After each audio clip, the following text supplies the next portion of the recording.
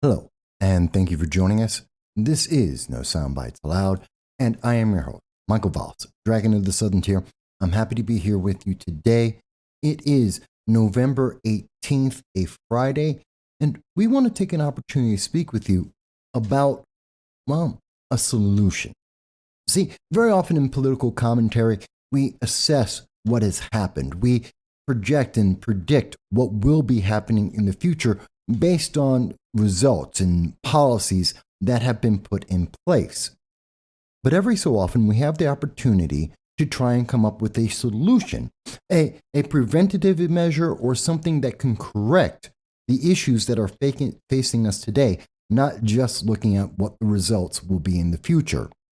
And today, we want to present to you our solution for a problem that is persistent and growing in America and needs to be resolved for the sake of the national security, the national unity. And we're going to go into some detail on that in just a second. But first, we do want to mention, if this is the first time that you are seeing our channel, we welcome you. We thank you for being part of our audience. And we want you to know that every Sunday at 2:30 p.m. Eastern Standard Time, we do a live stream with you.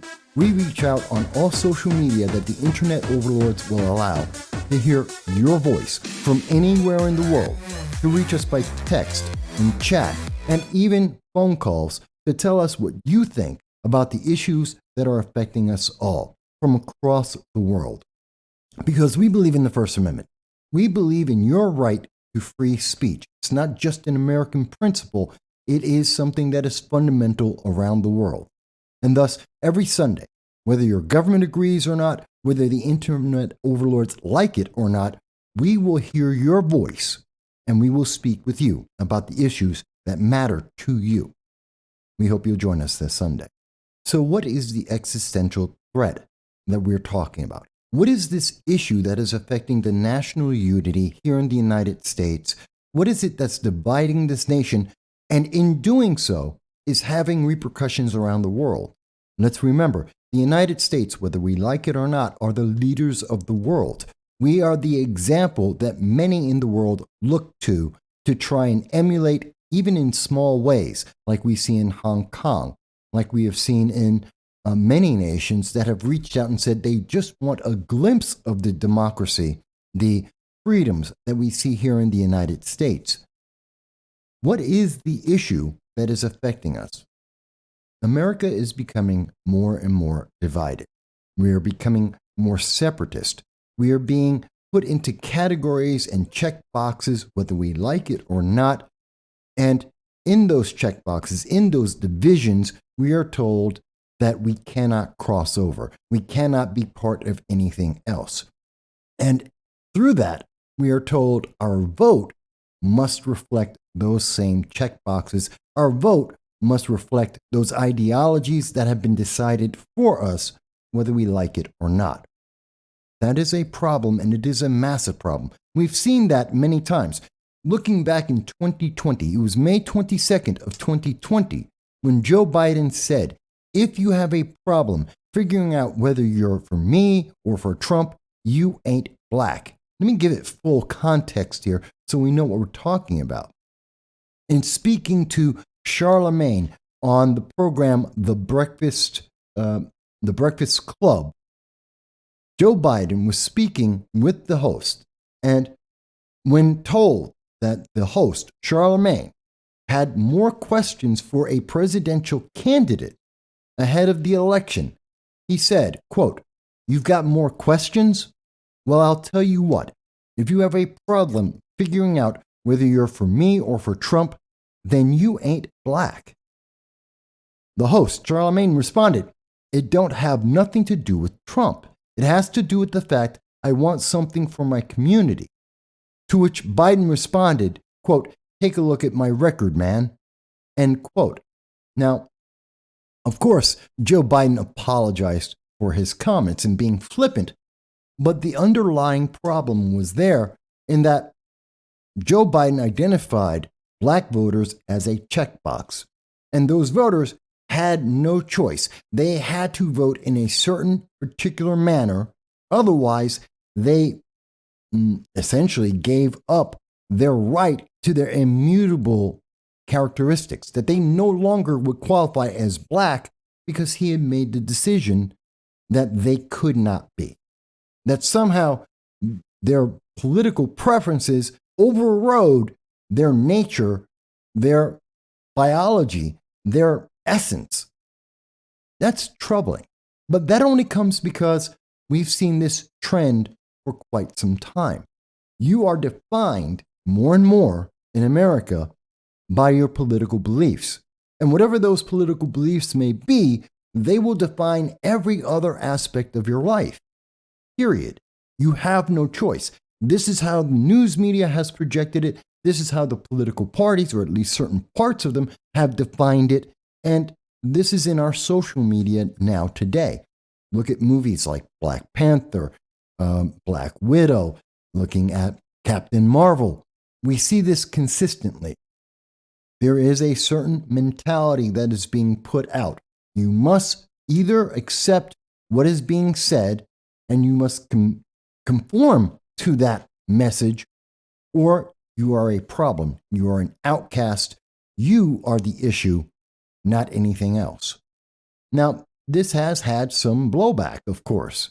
And in the 2020 election, it resulted in a confused mess in that election. Many changes happened because of what was going on with the pandemic. Many people were dissatisfied with the manner in which elections took place. In fact, as we can see, reported by The Guardian, just months before the election, about 10 months ago, in January of 2022, they found that 40% of people in the United States do not believe in the way the results came about. That's a huge number of Americans. 40%. That number is up, and it's up about 3% versus 2020 itself. But the bigger issue is Americans were divided. Americans did not feel unified. Americans saw this as something that was a nullification of their votes. And many became disheartened, which is an issue, voter apathy, that we're going to be addressing in just a moment. But it shows that our elections are having less and less credibility amongst the American people. And if elections have no credibility, then there is nothing but chaos. That's not a democracy anymore. That is what we see in many autocratic, totalitarian governments around the world. This is an issue that must be addressed because no nation can stand unified if half its people believe that there is no unity, there is only oppression. No matter which side is saying is the oppressor, you cannot be unified if your people say they are oppressed, for whatever the reason, from whichever side it may come. So one of the big things that we want to talk about today, and it's come up and we'll go into greater detail, is the question of election integrity, confidence in elections, and turning around the voter apathy that we have been seeing consistently for decades in the United States. People are losing faith in the United States government. And if the people have no faith in their government, there is no government. There is no nation. There's just chaos. Therefore, this needs to be resolved definitively and in the most unifying manner possible, which we will try and address and try to present to you our solution to this. Now, when we say that this is a problem, we have to understand the full scope of it because it's not just questions about what happened in 2020 after the pandemic. No, it's more far-reaching than that because we have seen it go to the extent of what we saw in 2022 when Joe Biden was speaking to audiences around the world just 2 months ago, when he was speaking in Philadelphia, and he had this to say to the American people and to the international community. Has called Trump and the extreme MAGA Republicans, quote, a clear and present danger to our democracy. But while the threat to American democracy is real, I want to say as clearly as we can, we are not powerless in the face of these threats. We are not bystanders in this ongoing attack on democracy. There are far more Americans from every background and belief who reject the extreme MAGA ideology than those that accept it.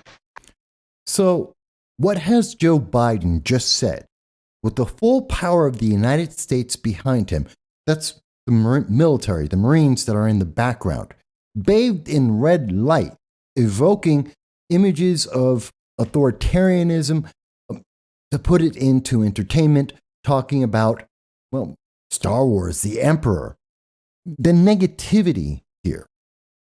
Joe Biden has said that he agrees with those who have said that opposition to his point of view, to his manner of government is a problem. That the idea of make America great again, to make America a symbol around the world, to make America the best that it can be, that is a problem. That is a problem of politics as well as extremism. That he point blank says that if you believe in that ideology, you are a problem. And there is a great number of Americans, whether looking at the votes in 2020 or looking at the sentiment throughout the nation, looking at the polling that we have seen, even if we look at the polling just days before the 2022 election, 6 in 10 Americans trust the election integrity. That's fantastic. But that means 4 in 10 Americans don't. That is a huge number of Americans. That is indicative of a problem.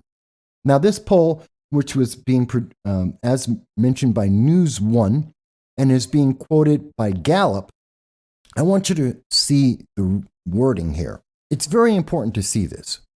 In the reporting, we see that News One says that a Gallup poll released Friday, 59% of surveyed Americans said they are very or somewhat confident that votes in next week's midterm elections will be counted accurately. That is slightly higher than it was just before the 2020 presidential election, when it was 59% and tied the low since Gallup started asking the question in 2020. Let's stop and think about that, because it doesn't make sense. And in not making sense, it reinforces what we heard from Joe Biden. It emphasizes a bias which is separating Americans. The numbers are the same. In 22 and 2020, it's 59% of Americans.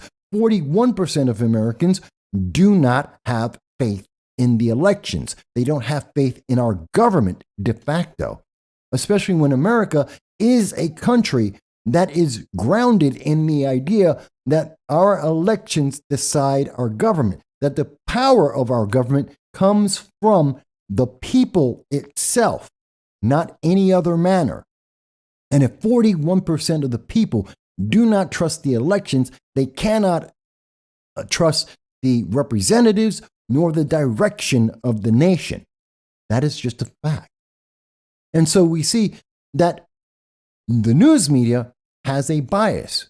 They want us to think that that is not consistent, that that isn't a factor, that isn't a problem. They say that, well, the number is going higher at 59% when it ties and matches 59%, which is a low point, which is an indication of a problem of lack of trust. That's a problem that is severe. And that is a problem that the news media does not want to address, that the American people are losing their faith and trust in our government. And that means that we are being divided. There has to be a solution to this. There has to be something that can address this problem. Now, we have heard from many, many people that the answer to the problem is early voting. Now, part of the issue is that many people, as a result of this, are not voting. They're not taking part in the process. It is an offshoot of the lack of faith in our government and the election process. more people, 6 out of 10 on average, do not vote. Most people are not involved in the election process, whether it be in a presidential election or whether it's in a midterm election, and God forbid the off-year elections, even worse than that.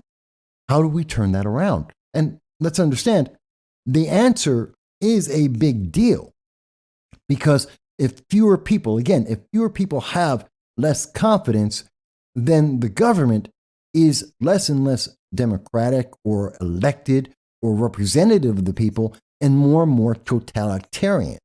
There is no in-between in this.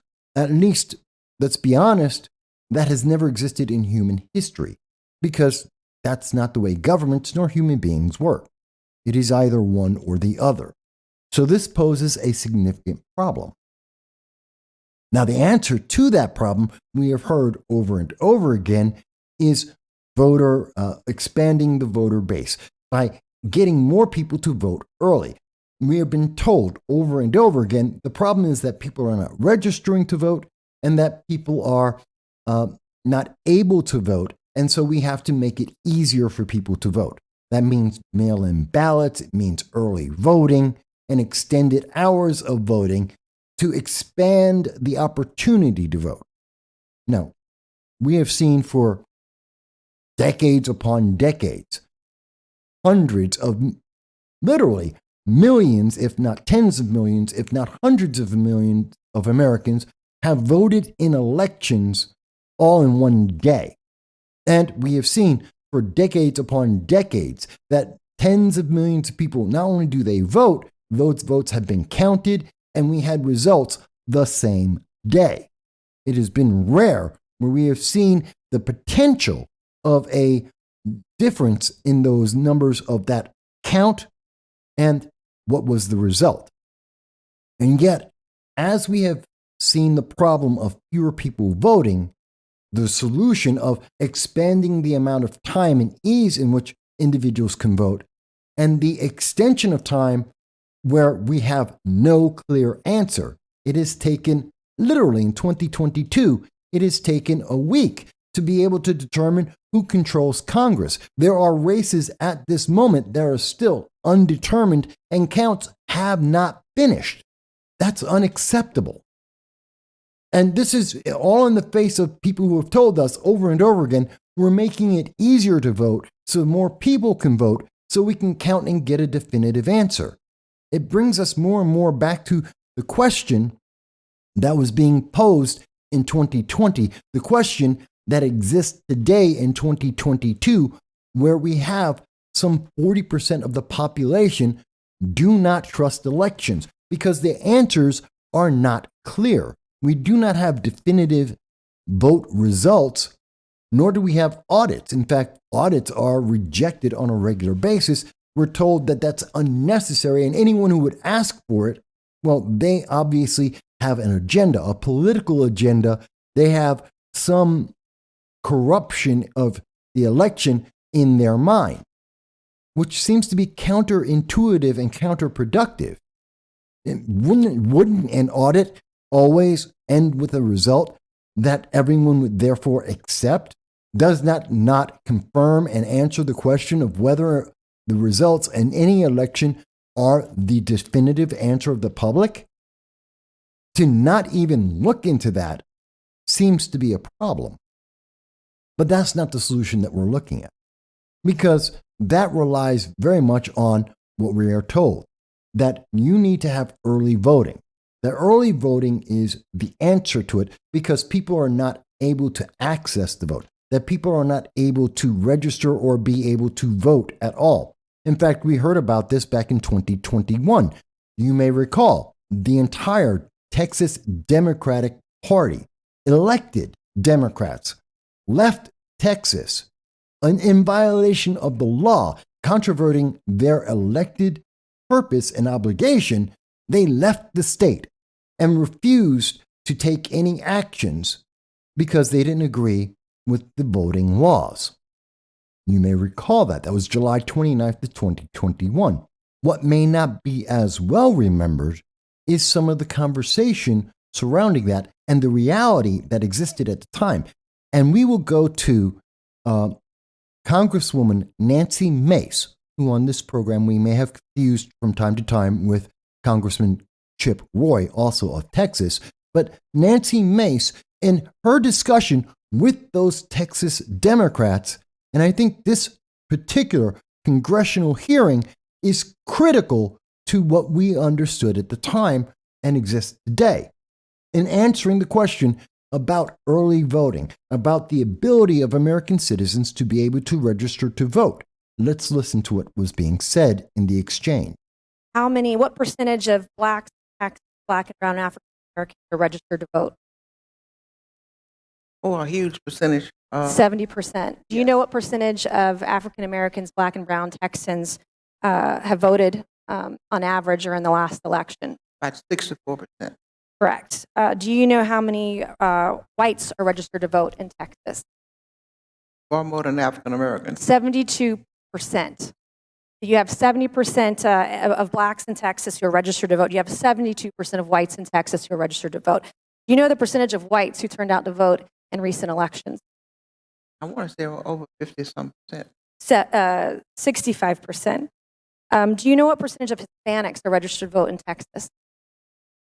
No, I do not. 63%. Do you know what percentage of Hispanics voted in the last election? I think it was over 40%. 53%. Hispanics are not voting in as high a numbers as blacks and whites. Do you know the percentage of Democrats that support voter ID? You repeat. Do you know the number or percentage of Democrats who support voter ID in this country? I do not, but I don't think it's a whole lot. 72%. Do you know the number of black, brown, and African Americans in this country who support voter ID? No. 75%. Do you know the number of Hispanics that support voter ID in this country? No. 81%. Do you know where the state of Texas is ranked with black voter turnout in this country? Would black voters turn out? Do you know where Texas is ranked? Oh, about 44%. The latest numbers that I read this morning was that Texas is ranked 10th. So I think that's very telling. You see, we're told over and over again that the problem in America is being able to register people to vote, that people aren't able to go out and vote. There isn't enough ease to go out and vote, and this is negatively impacting, most of all, blacks and Hispanics, minorities in America. We are told over and over again that anything that would confirm the elections, that would add credibility to the elections, well, that's negative for minority. And yet, in one of the biggest cases, one of the biggest examples being presented by Democrats, at least in 2021 and years before that, Texas, well, they're almost exactly the same as any other group. That Americans of all colors and all backgrounds are able to register just the same as anyone else, and that they are able to vote and are voting in about the numbers equivalent to almost anyone else. The problem isn't that people, black or white or any other race or group, aren't able to register or aren't able to vote. They just have apathy to vote. They're not going out to vote because they don't want to vote. And that's a problem. See, we believe that the problem is the apathy, not the ease of voting. That's not the problem. It's never been the problem since the 1970s, 1980s. For 4 decades, the question has not been, can you register and can you vote? The question has been, do you want to? Do you want to elect these individuals or any individual for that matter? Do you want this government to go in that direction? And fewer people are saying yes. And fewer people are agreeing with the direction that the government is being taken in. More and more people believe that there is an overreach of government and the government is micromanaging their lives. Whether you think that's a positive or a negative is a secondary issue to you don't have a choice. That's where the parties are going, or at least factions of those parties, and you're being taken along.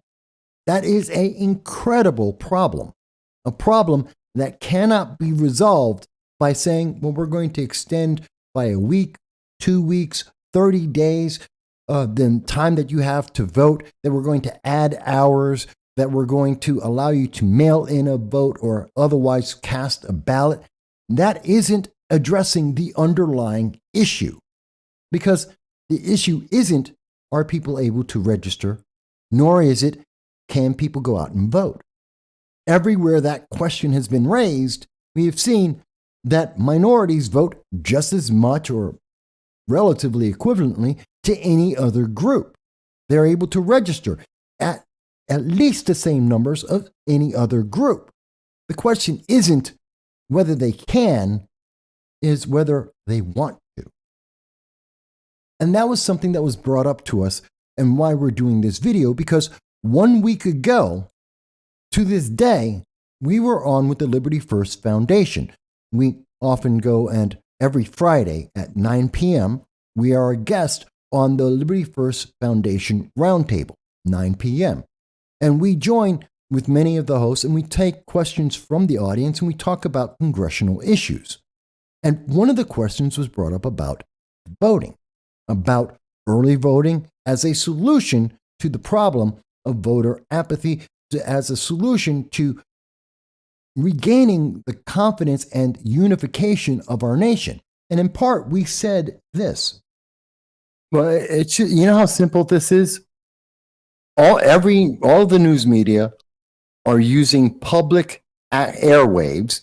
They're using public access from the government. You know, they're paying for their radio signal, their TV signal. They're paying the government. They paid for a license to get that signal.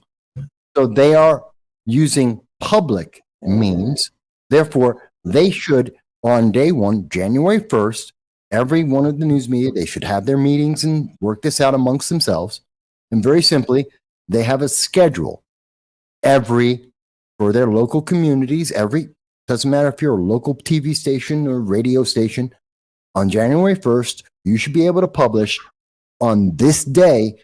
This is the election. We know the elections that are going to happen that year. Okay, fantastic. This is the day that we're going to have the local county legislators race for these county legislators.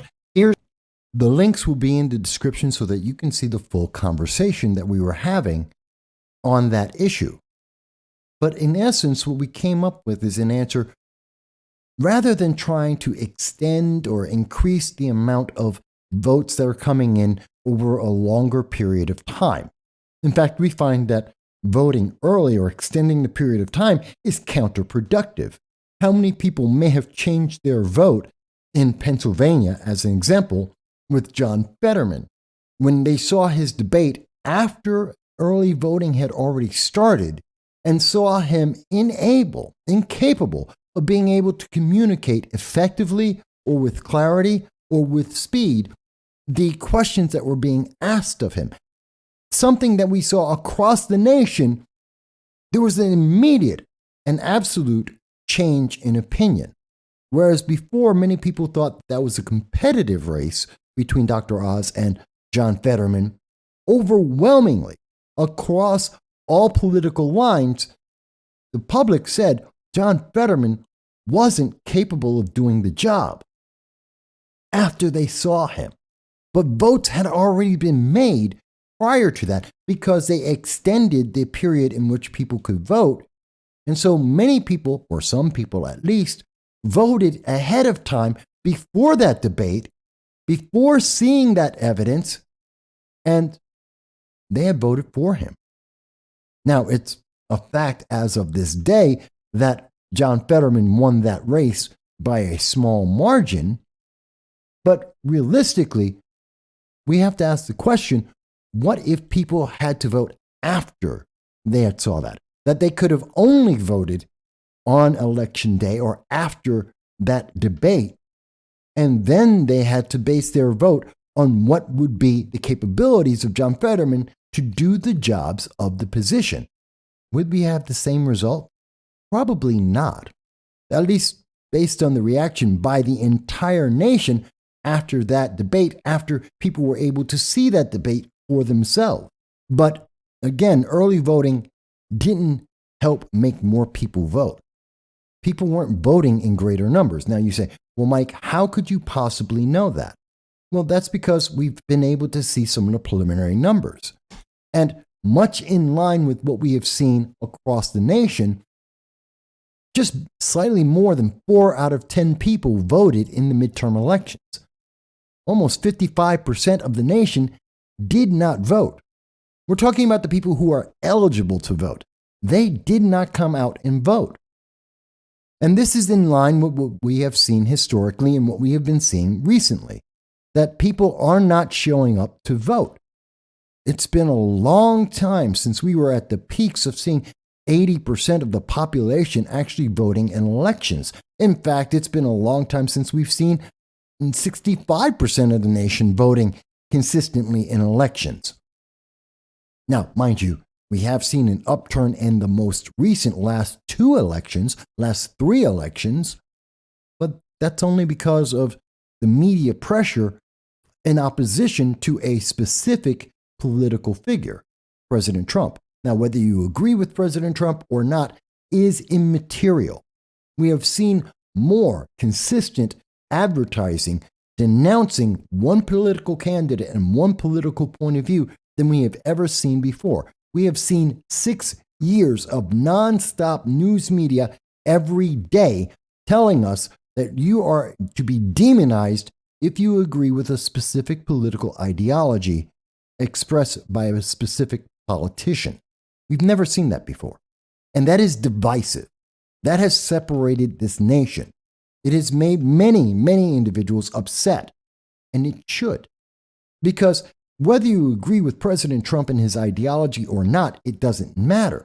What should matter and does matter is, do you believe that America should be the greatest nation it can be?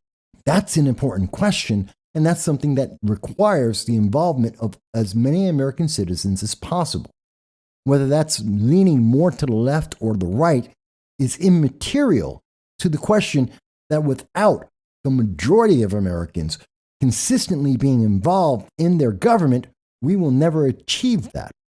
Instead, we will get more of a totalitarian government as fewer people are involved in the process, and therefore fewer opinions and different views are actually discussed, debated, and accepted. There is no compromise. You're going to the extremes because that's the only thing that is left to have the conversation. This, I believe, is very important. I think this is critical to the entire result. But again, we're being told by many that the answer is early voting. Early voting is the solution. We were told that 42 million Americans voted early, and that was going to be the solution. That was the answer to the midterm questions and the question of Americans not being involved in the electoral process.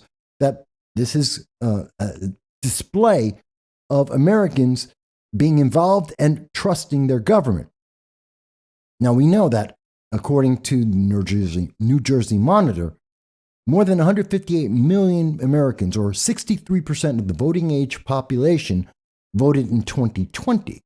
In 2018, 53% of voting age citizens cast ballots. These are some of the highs over the last 40 years. What happened in 2022? Well, we did see some increases in voting, and we also saw some decreases. This is versus 2018. Compared to 2018, we saw some places that had increases and some places that had decreases. In New York State, as an example, we saw approximately the same kind of voter turnout, which was roughly about 43% of voters actually have turned out, according to the most recent data. And nationwide, we're looking at roughly about 46-47%. Again, less than a majority of Americans. And this is after 6 years of demonizing a specific political party and a specific political ideology. Whether or not that actually applies to that party or to that ideology, they have been demonized. Again, we refer back to what we saw with Joe Biden. If you did not agree, you're the problem, not the solution, because he didn't like that. But according to 538, we see early signs point to a similar level of turnout in the 2022 midterms. Using preliminary estimates from state elections around the country, the U.S. Elections Project estimates a turnout of 47%. They're rounding up. It was actually lower for this year's elections. In 14 states, turnout even went up slightly versus 2018. But it also went down in many states. And that's the thing. Early voting didn't make it better. We have seen consistently since we have been doing early voting and mail-in voting, we're not getting more people. We're just getting the same people voting ahead of more information that could be critical to an election. That's a problem. That doesn't instill more voter interest. And we're told, well, you have to think about black voters and minority voters. Black voters and minority voters did show up and vote. Now, even here we can see, yes, most black voters did vote for Democrats, although the numbers aren't very clear, but it seems to be more of them have been voting Republican. We see more Latinos that are voting Republican, and whites have been voting Republican. So it seems that the bigger question has been that Democrats are upset that they're not getting the turnout they want. They're not getting the result they want. And so in expanding this, they're trying to get more of the result they want with less information amongst the people. And again, I turn to the John Fetterman race, where earlier voting, which was very strongly in favor of John Fetterman, turned around after they actually saw, the public actually got to see how John Fetterman could do the job. So early voting was much more in favor of Democrats when people had less information than when they had more information. This is counterproductive. This doesn't encourage more people to vote. And Democrats are aware of this. According to the Texas Tribune, in an article on November 11th, 3 days after the election, Texas Democrats stated, quote, "We as Texas Democrats can no longer be seen as sticking our heads in the sand on issues that poll after poll tell us Texans care deeply about." Now, it was well noted that by many sources and on this channel that the 2022 election was defined by the fact that some politicians were more concerned about abortion and more concerned about climate change, while some 80% of Americans were concerned about the economy and crime. There is a disparity, and that's what we've been speaking about, that disparity amongst the people versus the politicians. Politicians, many of them already elected, were saying, well, we want to focus on these issues, whereas the public were saying, no, that has nothing to do with what we're concerned about. It has nothing to do with the direction we want to take the nation into. And therefore, there's no confidence. And for those who would like to say, well, no, you just don't get that it's a racial issue. Blacks aren't voting because they can't vote, except there is no evidence of that. And looking even now, even in preliminary results, we have yet to see anything that says that blacks weren't able to vote or did not vote because they were prevented to vote. Looking it over, study after study, we have seen that black voters did show up and vote. Everyone who wanted to vote did vote. So it means that the intrinsic problem is, again, going back and saying, well, early voting is not the solution to voter apathy. And there is a division that is happening in America with fewer Americans trusting elections and our elected leaders, which is dividing our nation. And because people are recognizing that, they are being demonized because certain factions want more of that separation and that lack of voter turnout. They want to demonize individuals and turn them away from voting so that it is easier to control the small group that do vote and to turn their votes in their direction to that political agenda. So what's the solution to all of it? How do we resolve this? And we promised not just the analysis, but we wanted to make sure we made it clear what is the problem, how is it affecting America and therefore the world, and how can we resolve it? We've handled the first two. So let's go into how do we resolve it.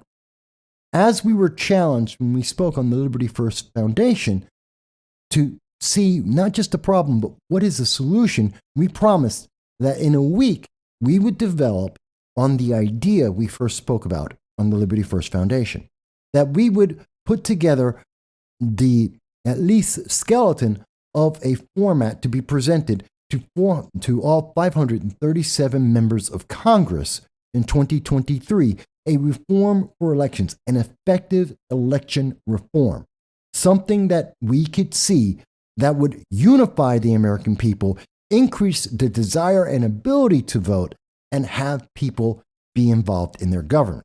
And we came up with this result: a bill to restore confidence in elections and stimulate voter participation. I thank you for going with me. We understand the issue. Now we're seeing the solution. I thank you for staying with me for the solution. The answer is that we are looking for effective election reform to stimulate participation. Now, this is a skeleton. It's still it's under work. We're still developing this, but we have gone through and we've looked at issues and the sources of the Federal Communications Commission, the Federal Elections Commission, the Department of Justice, the Communications Acts of 1934 and its amendments, and we have decided that we should look at this. We know that since 1972, about 5 in 10 Americans actually vote in presidential elections, with the outliers being in 2020 and prior to that in 2016. That's abysmal. That since the 1970s, approximately 4 in 10 voters have voted. That's about 40% of the population. This is abysmal. And we cite that there is already precedent in the government, in our legislation, to take a different course of action. Not early voting, but in fact, to improve the circumstances that voting takes place in, to encourage people to be part of the process.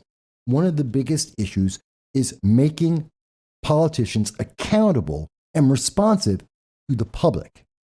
Therefore, we believe that debates are the key issue, to force those candidates to define where they stand and their acknowledgement or understanding of the issues that the public have.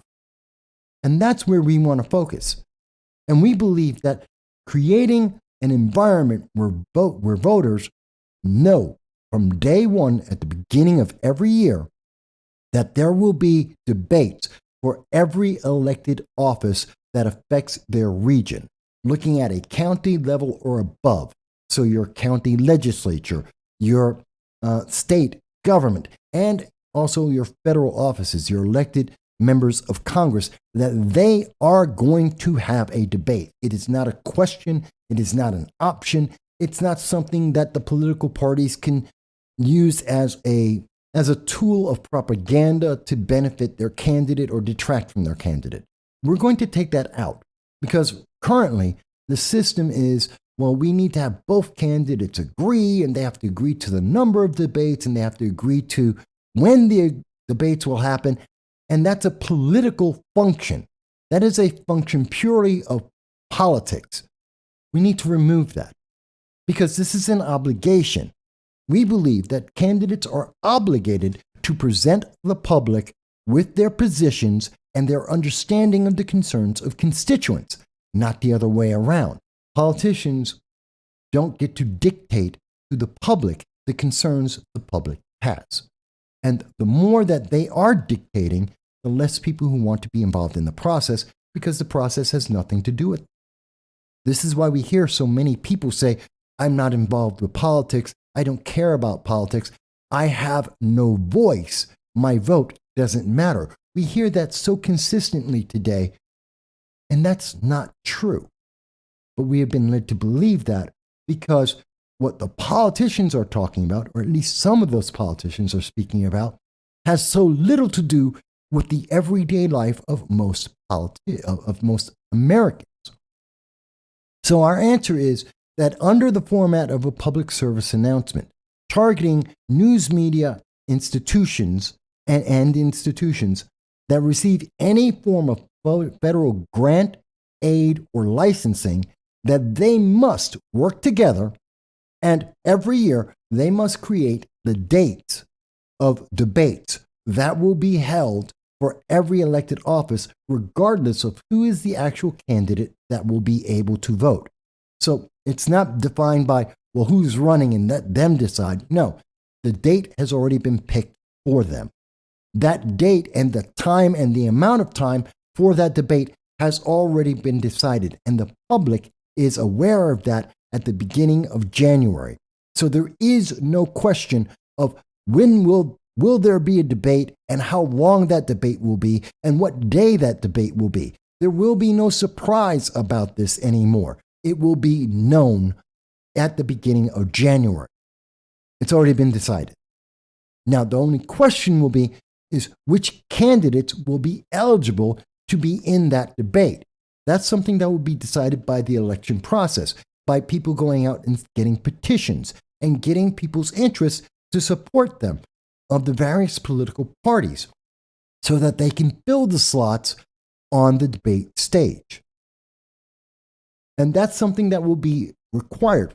Every single institution that receives federal funding and federal grants that respond to the FCC in response to elections will be required and mandated to do this. And if they choose not to do this, then they would lose all federal funding instantly. Whether it's been allocated to them or not, if they have been allocated those funds, they will have to return them. They will lose any licenses that they received from the federal government if they do not do this. This is a requirement of their public service. They must do this because it is an obligation for the public to be able to assess those politicians. And since it is ideally the reason why these companies receive federal funding and federal licenses is to serve the public. Well, this is the ultimate service, as elections are our ultimate expression of our control over our government. In addition, and we want to be clear that in this we have highlighted how this can be done and how it can be effective and how it can reach the public. One of the key questions, of course, is, well, what about the questions in the debate, which is an issue we saw in 2022. Politicians want to talk about a set of issues that they believe will be beneficial for them, but the American people are concerned about entirely different issues that affect their daily lives. How do we address that so that people are motivated to be involved in the process as the process involves them? Well, the answer is that questions will come from the public directly, that they will be in charge of what questions are asked, not politicians, not political parties, not news media that often have a bias in what they want to talk about versus what the average person is talking about. We will take that away from the politicians and the news media and the special interests and put this directly into the hands of the public to make sure that the public is hearing answers that they want to the issues they face. We go on in this to make sure that these debates will happen and will be clear. And we also want to make sure that everyone who should be involved is involved. A critical factor in this, in our framework as we have it right now, we think this is effective. It isn't limited just to Republicans and Democrats, because this nation is not comprised of just Republicans and Democrats. Quite honestly, there are approximately 20% of the nation is roughly 25% are roughly Democrats, 25% or so are Republicans. Well, that leaves a large, in fact, the majority of Americans are neither Republicans nor Democrats. They may be Green Party, they may be communists, Democratic Socialists, they may be conservatives, they may be libertarian, They may be any of a whole swath of different political ideologies and groups, or a mix of many of them all together. That's where the majority of American is, and that is considered independence. How are they to be best represented? Well, our answer to that, to involve more people, is to say that in any particular county, in any region throughout the United States, where a political ideology or a party, which is not the mainstream, can show that they have 10% or more of the population of that community that believe that same ideology, they get on the debate stage. So as an example, just to make it real simple, libertarians are one of the faster growing political ideologies in America. Libertarians, if they are in a specific county or region and they have 10% of the population registered as voters under their ideology, their candidate goes up on that stage. It isn't about polling, it's about representation. If 10% of the community believes in that ideology, then they have the right to have a candidate on stage expressing that view that 1 in 10 in that community will be affected by. And the community gets to see all of these candidates on that stage at once, answering their questions about how their lives will be affected if that person is elected. Because every election should be the best person with the best solution, not the political ideology, not the political party. Now, let me stop for a second. Many people say, well, Mike, aren't you a conservative Republican? Yes, I am. I'm a registered Republican. I've run in elected office as a Republican. I am very conservative in many of my views. And yet, I also still believe that the best person should be elected for whatever elected office. And I do not believe in the restriction of just making it, well, Democrats and Republicans. I strongly believe that if you are the best candidate, you can stand up in front of any group against any opposition and point out why you are the most effective candidate for that office, why your ideas are the best and will result in the best results for your community. I believe that strongly.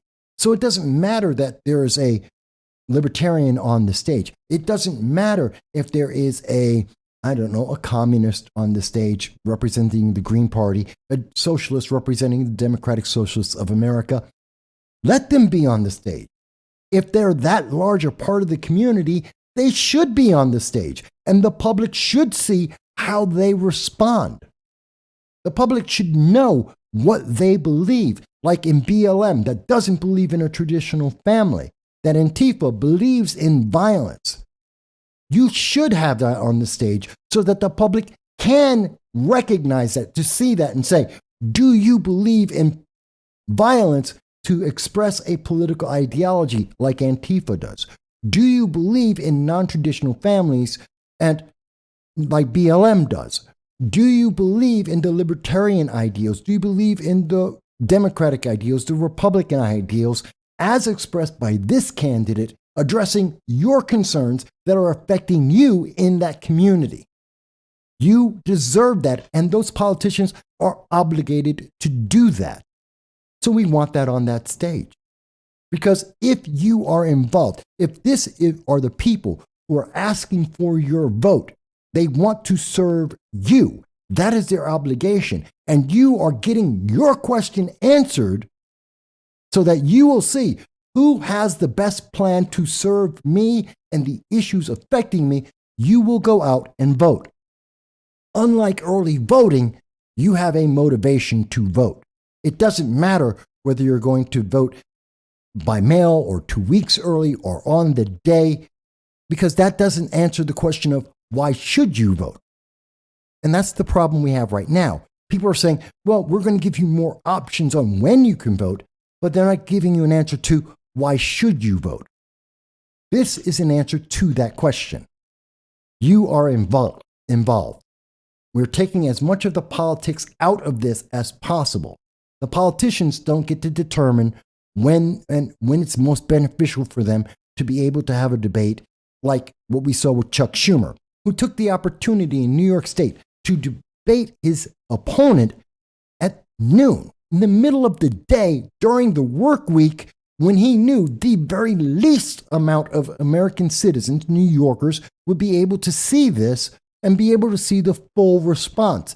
That he had the best opportunity to hide the debate from the public, hide his failure to address the concerns of the public, and to be able to rely on like-minded news media to edit the debate so that when people in the evening came home and saw it, they would only see the highlights that were most beneficial to Chuck Schumer in that debate. That's not serving the public. That's serving a political ideology. That is countervening the idea that Americans control our government and the direction of our government. It is an impetus towards voter apathy, not voter inclusion. And we want to change that. So again, we have developed this framework, which we believe addresses all of the problems, or many of the problems at the least, that are occurring right now, which is not when people can vote, but why people aren't voting. And we have tried to address every aspect of this to be able to ensure that this will be motivated by the public for the benefit of the public. At the same time, we understand that every American has freedom. Candidates are not required to do this. Yes, the institutions that are receiving federal funding are obligated to do this because they're getting your money. It's your taxes that are either giving them grants or have allowed them to get licenses to serve you. That is their obligation. But the candidates themselves, they have every right and freedom to absolutely not be involved in the process. And you will be told about it. You will be notified of that by those same institutions to make sure that you are aware of exactly what happened, that this person decided not to speak to you, to not tell you what they were going to do if elected. So you're no longer just running on, I'm a Democrat, I'm a Republican. That's no longer the answer. The choice isn't just between red and blue, it's the candidate and what that candidate is capable of on the issues that matter to you at that election. We believe that this is the most effective way. And we're very happy that the Liberty First Foundation is working with us on this matter. They brought it up to our attention. They sparked our innovation and our imagination to try and come up with a solution. And they're going to work with us, with your help, to be able to reach out to 537 members of Congress. That's 100 members of the Senate. That's 437 members of the House of Representatives, including the 2 members that have no voting rights. To reach out to each and every single one of them, to show them this framework, and to ask them to support this. There may be some amendments to it. There may need to be some changes to it. We're not saying that it's perfect. In fact, I look forward to hearing your changes to the document to tell me how it can be better. But ultimately, what we are saying here is that this is going to be presented to the members of Congress. And we want to hear an answer for 537 members of Congress that say either they support this with or without certain changes, or the reason why they do not support this and want a system that is exclusionary to the majority of Americans, a system that is dividing Americans, a system that is having less and less people involved, even as they distract America, saying the problem is, well, you just need more time to vote. No, we don't. We don't need more time to vote. We need more reasons to vote.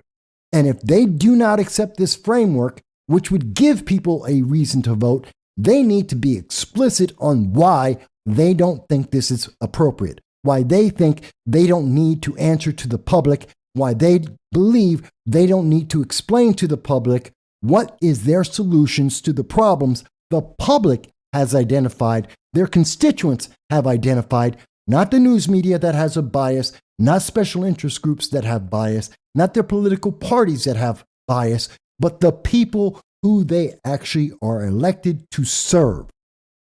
Because elected office is a service. It isn't an elevation to a neo-noble position. It is a service.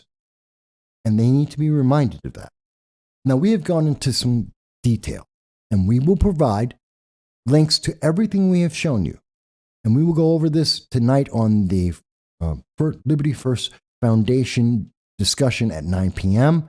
And we will have further follow-up on this as we finalize our document and send it out to every single member of Congress across this nation and demand from each and every one of them a response.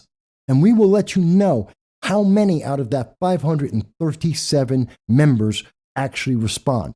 I don't care what party they're in. I don't care what their political alliance is. I don't care what faction they are part of or what their political agenda is. I want 537 responses to this. Either yes or no, and definitely why. Because that's what you deserve. Because elections are important. And without elections that we all can trust, there is no government. There is a dictatorship. There is authoritarian rule. There is no America. There's something else completely in its place. I know this was somewhat long, and I thank you that if you've made it through this, to see everything that we have discussed about what our motivation is to create this legislation and what our motivation is to see this legislation put in place. We hope that you will support us and the Liberty First Foundation in our effort to put this document, its final form, in front of every single member of government, elected office, and to have a response from each and every one of them. We hope you will support us in this. We hope that you will help spread this around so that more people will be involved, because legislation isn't something that only special interests can do. It isn't something that political parties only can do. It comes from American people addressing a problem and trying to come up with a solution because we control our government, not the other way around. We look forward to hearing any of your comments about this, what you think we can do to make this better, to be able to make this more representative of your concerns and to make sure that politicians are serving you. We look forward to hearing your comments to us and the Liberty First Foundation on how we can best ensure that this reaches every member of Congress, every member of elected office across America, and have them act on this. Again, all we want is an A or a nay and a why. Why do you agree? Why do you disagree? How can we make this a better document and make sure that the American people are better served? In every election, no matter who is running, no matter what party they represent or their political ideology, that everyone is served as well as possible. I thank you for taking the time out today to help us in this public service, in being able to try and improve our country, to unify our country, and to make sure that our country is on a track that the American people want, not political ideology. We thank you and we hope to see you this Sunday and every Sunday on our Sunday live stream at 2:30 p.m. Eastern Standard Time from anywhere in the world. I know you've heard it before. What difference does it? You make the difference. When you watch, chat, tweets, your likes and shares and your subscription, you make the difference. From across the world, you help us to keep the lights on and the stream alive. You are making the difference to fight the woke and the crazy legislation that we see before. We at No Soundbites Allowed, and I want to thank you for everything that you do in helping us reach our goal, and your likes, your tweets, your comments, and your subscriptions to the channel. We want to thank you from the bottom of our heart. And this is a special thank you to those who have donated to the channel and helped us in all of our efforts. We will strive to make this channel the best that we possibly can, because you deserve no less. Thank you.